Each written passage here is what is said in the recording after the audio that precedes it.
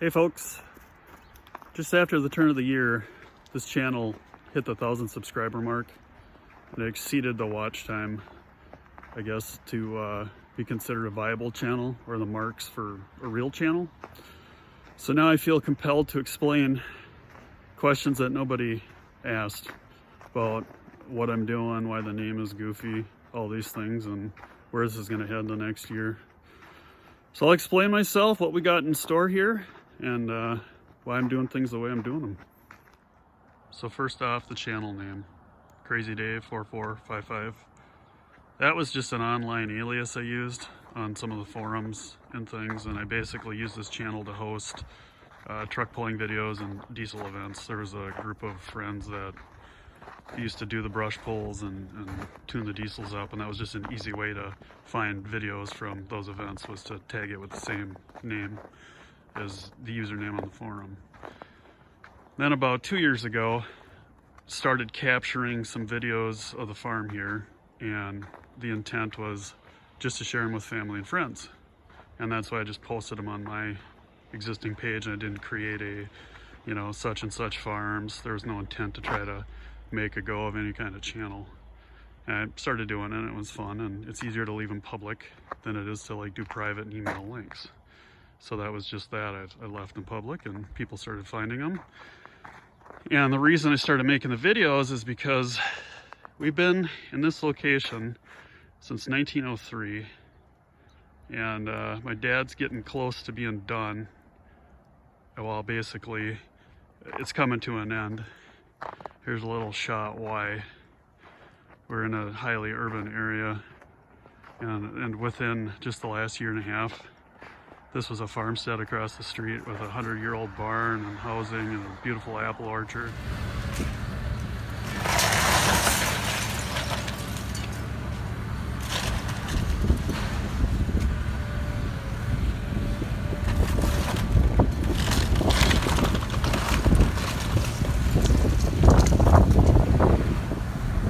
It's all been clear cut, and there's just high density townhomes. They boulevarded the road. If you look back here, there's wall-to-wall townhomes. It wasn't that many years ago. We used to rent that and make hay there. So it's closing in on all sides. I do not farm this, my dad does. I just help out. I have a regular full-time job doing other things, and the writing's kind of on the wall. As far as like running the old equipment still, this place was in its peak in the 80s with the most land covered and, milk cows and stuff. And so when you're shrinking every year and urban sprawl is choking you out, there's no point in reinvesting in new equipment and traveling and that, especially if you don't have the manpower. And so he's getting close to retirement age, and I wanted to capture, this classic equipment still running. Because right now all we got is some steers, some cattle.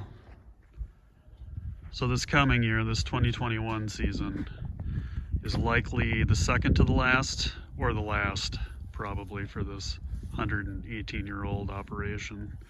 So I want to get a drone in the air, capture some aerial shots, get some of the classic equipment doing some work. I think that would be kind of cool. This is one of the oldest garages on the place. It was moved from the front, and so we'll probably be cleaning some of this out, and I think this would be a cool video. We've got an old ski horse and an old Evinrude. These haven't ran probably in 20 years, more than that. I know the Evinrude's been at least 18 guaranteed. That was my grandpa's, and he hasn't been around since '03. There's an old original horse and buggy, some horse-drawn stuff up here, or horse equipment. That's been tied up in this garage since the late 30s or early 40s. My grandma said it was up there when she moved here, and that was in the early 40s. So that hasn't been on the ground, even in my dad's lifetime or any of the kids here, my aunts and uncles. So start digging around, get some of the stuff, go through some of the buildings. I think it'd be kind of cool. I think I also want to do a maple syrup video. Dad does that, and he cooks it down with wood. So that should be interesting. Also working on some tractor projects. Might decide to do a couple of videos on that. it's a lot of work when you only shoot with a phone and your hands are always greasy. Other interests like thrashing shows and touring some people's collections. I kind of like running around doing that, chasing tractors, where going through and listening to the stories that people have, whether they're rare tractors or common ones. As long as, you know, the family's excited, the kids are getting into it, I think it's a fun hobby. I try to make videos that I would watch, so I might do some more on the side-by-side, maybe some trail riding and some other cars, hitness motors, things of that nature. So back to my shop for some shout outs. I want to talk about these small farming channels a little bit.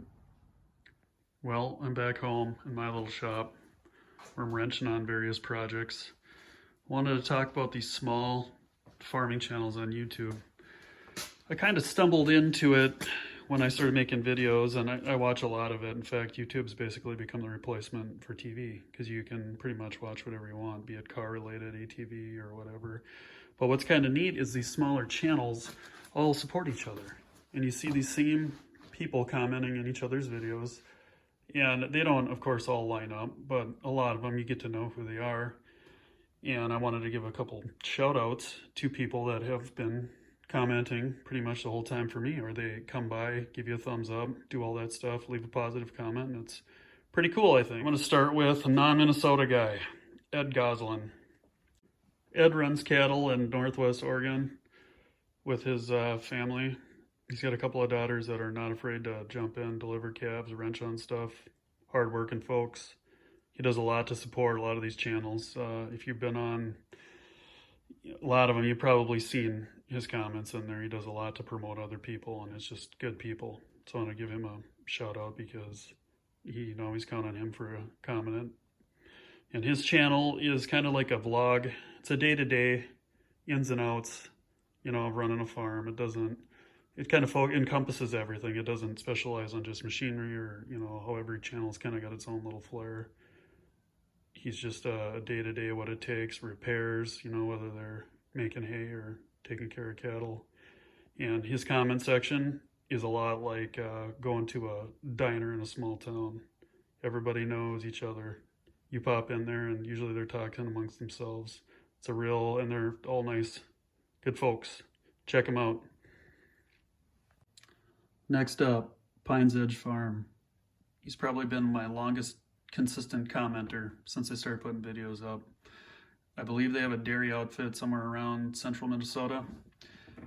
He is a man of few words, puts videos up of equipment in action, and there's not a lot of talk, if any talk.